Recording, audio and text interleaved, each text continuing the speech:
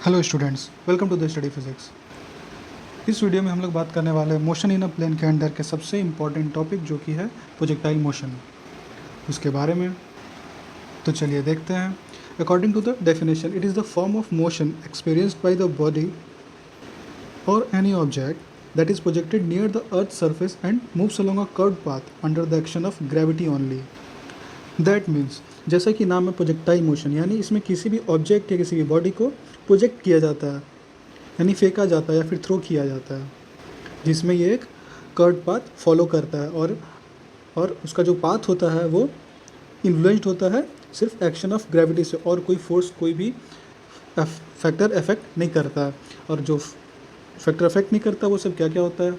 वो सब होता है एयर रेजिस्टेंस, यानी इसका कोई रोल नहीं होता है। साथ में इफेक्ट ऑफ रोटेशन और कर्वेचर ऑफ द अर्थ, यानी जो इफेक्ट होता है रोटेशन का अर्थ का या फिर अर्थ के कर्वेचर के कारण, वो नेगलेक्ट कर दिया जाता है। साथ ही जो एक्सेलरेशन ड्यू टू ग्रेविटी, जो जी का वैल्यू होता है, वो कांस्टेंट होता है थ्रू आउट द ट्रेजेक्टरी। यानी कि हम लोग जब देखते हैं कोई एक पाथ है, कोई पाथ रहता है, अगर ये पैराबोलिक पाथ, यानी ये प्रोजेक्टाइल मोशन। हम लोग जब भी प्रोजेक्टाइल मोशन का बात करते हैं, अगर मान लेते हैं किसी पॉइंट से एक स्टोन को थ्रो किया गया किसी एंगल पे, या फिर कैसे भी वर्टिकली थ्रो किया गया या फिर इधर से थ्रो किया गया, ये इधर से ऐसे उड़ के आया या फिर ये इससे ज़्यादा उड़ के आया, तो किसी भी कोई भी पाथ ये फॉलो करता है, तो इसका जो पाथ होता है, जो पाथ प्रोजेक्टाइल मोशन होता है, उसको लोग बोलते हैं ट्रेजेक्टरी। ये होता है ट्रेजेक्टरी। और जो भी ऑब्जेक्ट या पार्टिकल होता है, ऑब्जेक्ट या फिर कोई भी बॉडी होता है जिसको थ्रो किया गया हो, उसको हम लोग बोलते हैं प्रोजेक्टाइल। और जब हम लोग इसी के मोशन का स्टडी करते हैं तो उसको हम लोग बोलते हैं प्रोजेक्टाइल मोशन। जो भी प्रोजेक्टाइल मोशन होता है वो दो कंपोनेंट्स के कॉम्बिनेशन से बना होता है। यानी कि ये जो थ्रो होता है, तो थ्रो करने के टाइम में यहाँ पे दो कंपोनेंट एक्ट करता है। पहला तो ये जो हॉरिजॉन्टल वेलोसिटी जो होता है, ठीक है, ये जो फेंका जा रहा है, इस केस में एक हॉरिजॉन्टल वेलोसिटी एक्ट करता है, साथ में एक वर्टिकल वेलोसिटी एक्ट करता है, जो कि अंडर इन्फ्लुएंस होता है ग्रेविटी के। ठीक है, ग्रेविटी के इन्फ्लुएंस से, यानी एक तो ये फेंका गया एक किसी वेलोसिटी से, साथ ही इस पर ये जब नीचे गिर रहा होता है तो इस पर ग्रेविटी का वर्क करता है, और साथ में इसका वर्टिकल कंपोनेंट होता है। यानी ये इन दो कंपोनेंट्स से ही बना होता है इसका पूरा ट्रेजेक्टरी, जो कि पैराबोलिक पाथ होता है। पैराबोलिक पाथ ये कवर करता है कोई भी ट्रेजेक्टरी में। यानी ओवरऑल देखें तो ये जो दोनों ही पाथ है, दोनों ही मोशन है, यानी motion under the horizontal, motion along horizontal direction and motion along vertical direction along under the influence of gravity, ये दोनों ही फिजिकली इंडिपेंडेंट मोशंस होता है। यानी ये दोनों का जो फिजिकल मोशन है वो दोनों एक दूसरे के इंडिपेंडेंट है। अब हम लोग देखते हैं कि हम लोग जब प्रोजेक्टाइल मोशन पढ़ते हैं तो हम लोग दो केसेस देखते हैं। ये दो तरह का कोई भी बॉडी का प्रोजेक्शन हो सकता है।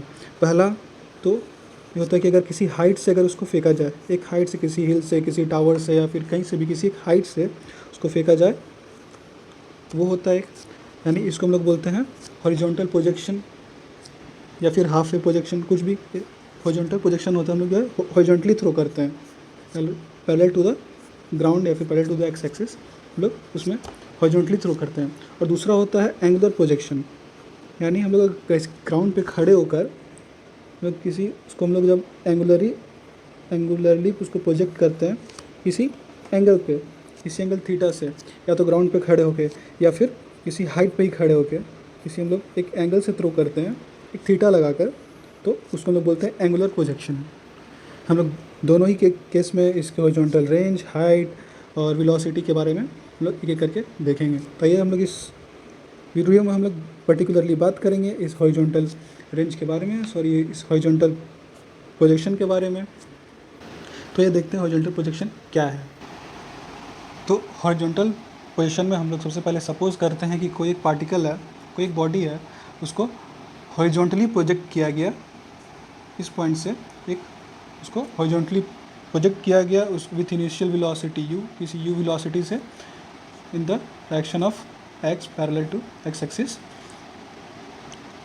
फ्रॉम द पॉइंट a, इस पॉइंट a से जिसका हाइट है अबव द ग्राउंड, ये ग्राउंड लेवल है, एक ग्राउंड लेवल से एक किसी हाइट से, इसका जो हाइट है हम लोग ले लेते हैं h। तो इस केस में जो बॉडी है, जो भी पार्टिकल है वो इन्फ्लुएंस करता है दो साइमल्टेनियस इंडिपेंडेंट मोशंस को।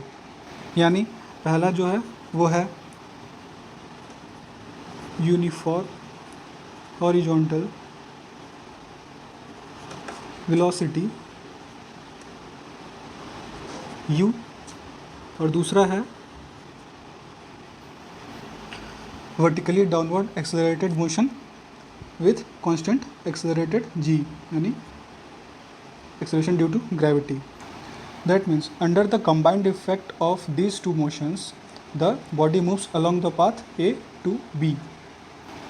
तो इसमें हम लोग अब बात करेंगे ट्रैजेक्टरी ऑफ द प्रोजेक्टाइल के बारे में। तो हम इसमें सबसे पहले क्या करेंगे, सपोज कर लेंगे कोई भी एक पॉइंट P, जो पॉइंट P है XY, यानी ये जो बॉडी जब इस यहाँ से जब प्रोजेक्ट किया गया तो eight any instant of time t, eight any instant of time t पे ये जो पार्टिकल है वो इस पॉइंट पे था P पे, x और y, यानी ये डिस्टेंस y, यानी इस जगह से ये y डिस्टेंस पे था और इस जगह से ये x, ये x और ये y। तो ये जो हॉरिजॉन्टल डिस्टेंस कवर किया x, इसका वैल्यू क्या हो जाएगा, हो जाएगा हॉरिजॉन्टल डिस्टेंस हो जाएगा x, डिस्टेंस का फॉर्मूला होता है वेलोसिटी इनटू टाइम। इस केस में यहाँ पे जो वेलोसिटी है वो है इसके लिए u, इनिशियल वेलोसिटी u, और इनटू टाइम। इस केस में हो गया x is equals to ut। ये बहुत इंपॉर्टेंट रिलेशन है, इसके बेसिस पर ही आगे भी जो टाइम ऑफ फ्लाइट या फिर जो भी हॉरिजॉन्टल रेंज जो भी होगा इसके बेसिस पर होगा। साथ ही हम जब इसका वर्टिकल डिस्टेंस देखेंगे, वर्टिकल डिस्टेंस हम लोग देखें y, ये y है वर्टिकल डिस्टेंस।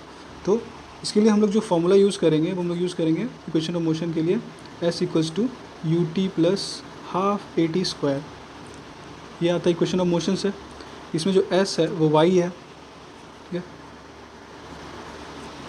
इस केस में जो y आएगा s टू y। हाँ, और जब भी हम लोग किसी प्रोजेक्टाइल का बात करेंगे उसमें हम लोग प्योरली कंपोनेंट बेसिस पे बात करेंगे, यानी जो पॉइंट होगा हम लोग सबके कंपोनेंट पे बात करेंगे, चाहे वो वेलोसिटी हो या फिर पोजीशन हो।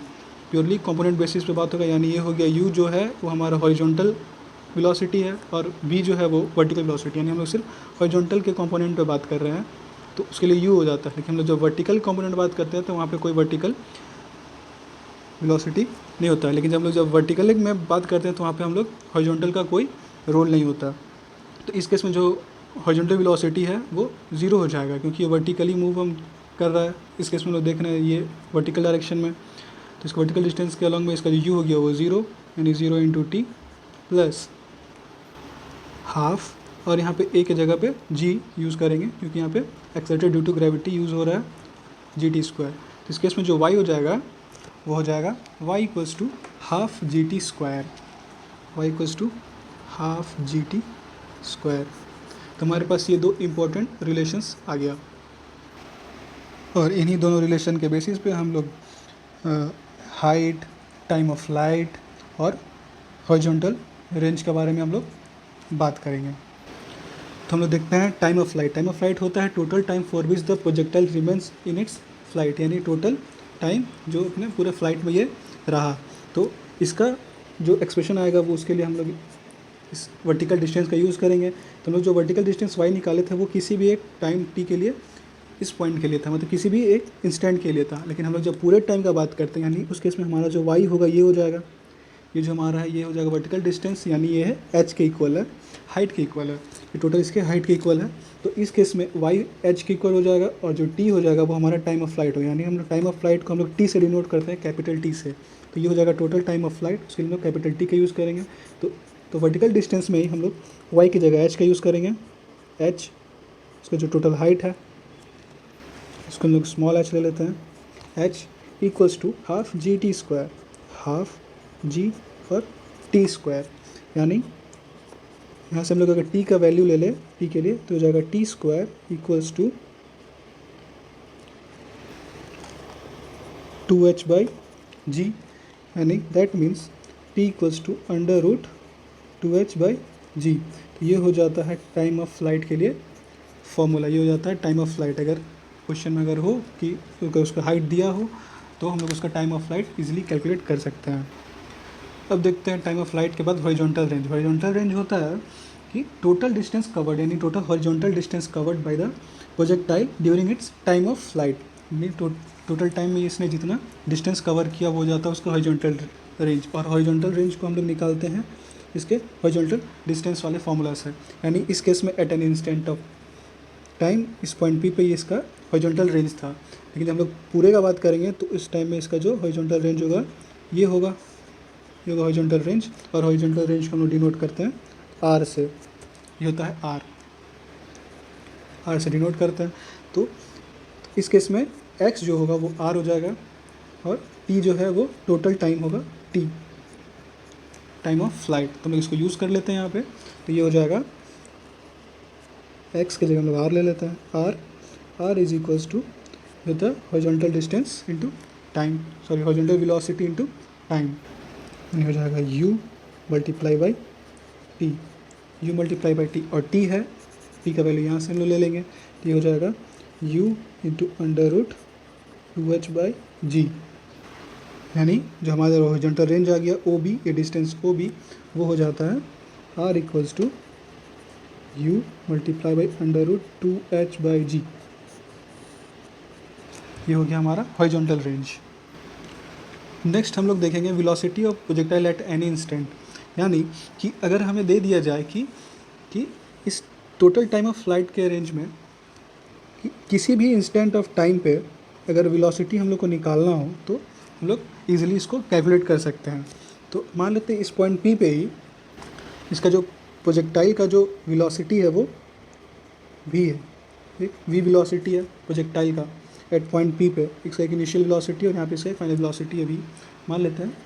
तो इसका हम लोग कंपोनेंट में अगर इसको ब्रेक कर देते हैं तो ये हो जाएगा अलोंग x डायरेक्शन, इसका जो वेलोसिटी कंपोनेंट होगा वो होगा vx, और अलोंग y डायरेक्शन इसका जो वेलोसिटी कंपोनेंट होगा वो होगा vy according to the resolution of vector. हम लोग जैसे वेक्टर का रेजोल्यूशन करते थे वैसे ही इसको रेजोल्यूट करेंगे तो ये दो कंपोनेंट निकल के आता है।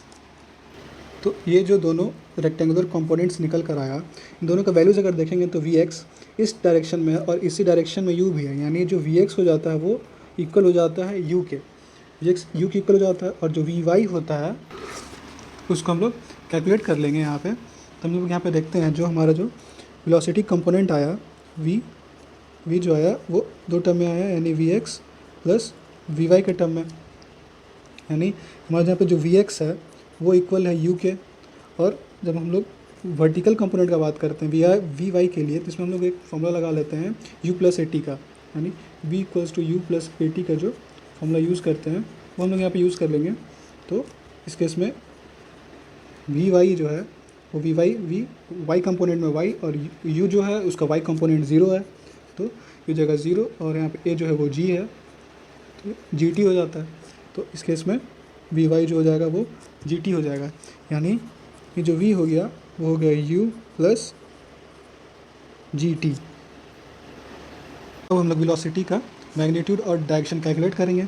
तो इस केस में जो वेलोसिटी हो जाएगा वो हो जाएगा under root vx square plus vy square, जैसा कि हम लोग निकालते हैं। इस केस में जगह vx है u, यानी हो जाएगा अंडर रूट u स्क्वायर, और जो vy है वो है gt, तो हो जाएगा gt स्क्वायर। ये हो जाता है उसका मैग्नीट्यूड। अगर साथ ही हम लोग देखते हैं अगर कोई ये जो वेलोसिटी v है ये हॉरिजॉन्टल कंपोनेंट के साथ कोई एंगल बीटा बनाता है ये vy, तो इस केस में हम लोग इसका जो डायरेक्शन निकालते हैं, ये तो हो गया मैग्नीट्यूड। साथ ही में जब इसका डायरेक्शन देखते हैं तो डायरेक्शन के लिए हम लोग इसका हमेशा हम लोग tan बीटा निकालते हैं। ये थीटा कर लेते हैं तो यहाँ पे tan थीटा लेते हैं, ये बीटा ले लिए तो यहाँ पे tan बीटा, तो tan बीटा इस केस में हो जाएगा ये जो परपेंडिकुलर होगा वो vy होगा, यानी ये हो जाता है vy बाई vx, ये हो जाता है इसका डायरेक्शन मैग्नीट्यूड और इसका डायरेक्शन। तो अब ओवरऑल हमारे पास सारे रिलेशंस हैं। सबसे पहला जो कि है position of the projectile at any time t, जो कि x और y पोजीशन, x और y पोजीशन। साथ में इसका time of flight, horizontal range और velocity of projectile at any instant of time. अब इसके बेसिस पे हम एक न्यूमेरिकल देख लेते हैं एग्जांपल के। तो क्वेश्चन है, a projectile is fired horizontally with the velocity 98 metre per second from a top of the hill 490 metre high. यानी हमारा जो यहाँ पे गिवन है कि एक प्रोजेक्टाइल है वो फायर किया गया किसी हाइट से, हिल से, एक हाइट से किसी पॉइंट ग्राउंड तक। ये जो हमारा हाइट है वो दिया हुआ है 490 मीटर, 490 मीटर हाइट है। साथ ही ये एक वेलोसिटी u से इसको फायर किया गया जो कि है 98 मीटर पर सेकंड। वेलोसिटी से इसको फायर किया गया from a top of the hill height. तो हमको फाइंड करना है time taken to reach the ground, यानी टाइम ऑफ लाइट निकालना है, distance of the target from the hill, यानी इस हिल से इस टारगेट का डिस्टेंस, यानी कोई डिस्टेंस ए डिस्टेंस पर है ओ से, तो ओ ए डिस्टेंस निकालना, यानी ये जो हो जाता है ये हो जाता है हॉरिजॉन्टल रेंज, और साथ में velocity with which it hits the ground, यानी इसका साथ में वेलोसिटी और इसका मैग्नीट्यूड और डायरेक्शन दोनों कैलकुलेट करेंगे। तो चल सबसे पहले आते हैं फर्स्ट वाले पे। फर्स्ट में हम लोग कैलकुलेट करना है टाइम। तो इसके लिए हमारे पास गिवन है, height h is equals to 490 metre, ठीक है। वो टाइम के लिए चाहिए रहता है, टाइम का फॉर्मूला होता है अंडर रूट 2h/g। सिंपली हम लोग इसमें h का वैल्यू पुट कर लेंगे, तो हो जाएगा 2 × 490 डिवाइडेड बाई g का वैल्यू 9.8 मीटर पर सेकेंड स्क्वायर। तो यहाँ पे ये कैंसिल हो जाएगा, 2 से 4.9 टाइम्स और 4.9 100 टाइम्स, तो हो जाएगा अंडर रूट 100। दैट मीन्स जो t हो गया वो हो गया 10 सेकेंड। तो चलते हैं सेकेंड वाले क्वेश्चन पर। सेकेंड है distance of target from the hill, यानी हॉरिजॉन्टल डिस्टेंस, हॉरिजॉन्टल रेंज, और हॉरिजॉन्टल रेंज हो गया OA, ठीक है। इस केस में जो h हो जाएगा हॉरिजॉन्टल रेंज वो हो जाएगा u, horizontal velocity u multiply by time, ठीक है। तो u है 98 और टाइम है 10, तो ये हो जाएगा सिंपली 980 मीटर्स। अब हमारा जो थर्ड केस है, थर्ड क्वेश्चन है velocity which it hits the ground, यानी ये ग्राउंड को कितनी वेलोसिटी से हिट करेगा। तो उसके लिए पहले हम मान लेते हैं किसी पॉइंट P पे, सेम किसी पॉइंट P पे इसका एक वेलोसिटी v था और इसी वेलोसिटी से ये ग्राउंड को हिट करेगा। तो इस केस में इसका जो दो कंपोनेंट बनेगा वो बनेगा vx और vy। तो इस केस में हम जब फॉर्मूला लगाते हैं v = u + at का, v = u + at का फॉर्मूला लगाते हैं, तो पहले वाले केस में जब vx कैलकुलेट करते हैं तो उसमें हमारा जो vx आएगा वो हो जाएगा ux + gt, ठीक है। तो ये जो डायरेक्शन होता है ये ग्रेविटी फ्री पाथ होता है, इसको हम लोग ग्रेविटी फ्री पाथ बोलते हैं। तो इस केस में g = 0 रहता है, इस डायरेक्शन में g हमेशा डाउनवर्ड लगता है, तो इस केस में हमेशा g 0 होगा, तो ये पार्ट 0 हो जाएगा। तो vx = सिंपली बचेगा ux, जो कि है इस डायरेक्शन में सेम हो जाता है vx = ux। और जब vy के लिए कैलकुलेट करते हैं तो हो जाता है uy + gt, और इस केस में जो uy है वो 0 है, तो इसलिए इसके लिए ये टर्म हट जाएगा और बचेगा सिर्फ vy = gt। तो हम दोनों कंपोनेंट के लिए इसको सीधा ऐड कर लेते हैं। तो v = लिख लेते हैं अंडर रूट vx² + vy², जो कि हो जाता है अंडर रूट u² + g²t², या फिर इसको हम लोग कॉमन सिर्फ gt² लिख लेते हैं पहले, gt²। तो यहाँ पे इसका वैल्यू कैलकुलेट करते हैं। तो u के लिए था 98, हो जाएगा 98² प्लस g का वैल्यू था 9.8, साथ में 10 स्क्वायर, ये हो जाएगा अंडर रूट 98² प्लस 98², यानी कि 98√2 मीटर पर सेकंड, ये हो जाता है इसका वेलोसिटी का वैल्यू। और अगर ज़्यादा सिंप्लीफाई करके इसको पॉइंट्स में लिखते हैं तो ये हो जाएगा 138.59 मीटर पर सेकंड वेलोसिटी का मैग्नीट्यूड। ये तो हो गया इसका मैग्नीट्यूड। साथ में जब इसका डायरेक्शन देखते हैं, अगर ये कोई tan थीटा बनाता है, थीटा अगर हॉरिजॉन्टल के साथ, थीटा हम हमेशा जो भी थीटा लेंगे उसको हम लोग हॉरिजॉन्टल कंपोनेंट के साथ लेते हैं। इसको ये जो थीटा बनाता है, तो इस केस में इसका जो tan थीटा हो जाएगा वो हो जाएगा vy/vx। तो इस केस में इसका जो vy था वो था 138.59 डिवाइडेड बाई vx जो था वो ux यानी 98 के इक्वल्स था। सॉरी, इसका जो vy था, इस केस में ये जो vy था वो भी 98 था, ये भी 98 हो जाएगा। ये 98/98 = 1, यानी tan थीटा वो tan 45 डिग्री के इक्वल हो गया, और इस केस में जो थीटा होगा वो 45 डिग्री, यानी ये 45 डिग्री के एंगल पे ये यहाँ पे हॉरिजॉन्टल से ये बना रहा है। तो जो वेलोसिटी जिस वेलोसिटी से ये हिट करे ग्राउंड को वो है ये वेलोसिटी, और जो डायरेक्शन है वो 45 degree, 45 degree with the horizontal direction पे ये ग्राउंड को हिट करेगा। तो स्टूडेंट्स इस तरह कई क्वेश्चंस आते हैं, न्यूमेरिकल्स आप सॉल्व करते रहे। और इस वीडियो में इतना ही। अगर आपको ये वीडियो अच्छा लगा हो, इन्फॉर्मेटिव लगा हो, तो आप इसे लाइक करें, अपने चैनल को सब्सक्राइब करें। साथ में कमेंट्स में ज़रूर बताएं कि और भी न्यूमेरिकल सॉल्व किया जा सकता है या फिर इससे रिलेटेड और भी वीडियोज़ बनाया जा सकता है।